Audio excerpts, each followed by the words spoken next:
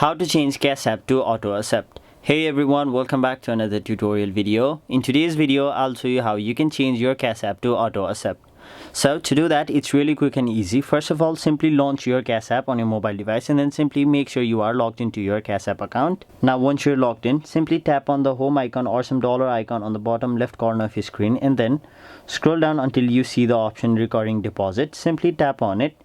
And once you've done that, simply toggle this bar, and once you've done that, you'll have to select how much amount you'd like to auto deposit, and you'll also have to select the frequency, so it can be weekly, monthly, etc. Now once you've done all of those, you'll have to simply link your bank account to your Cash App, and once you've done that, you'll have successfully changed your Cash App to auto accept. So that is basically how you change your Cash App to auto accept. That was it for this video. Hope this video was helpful to you guys, and if it was, make sure you like this video and subscribe to our channel so that you don't miss out on further videos such as these.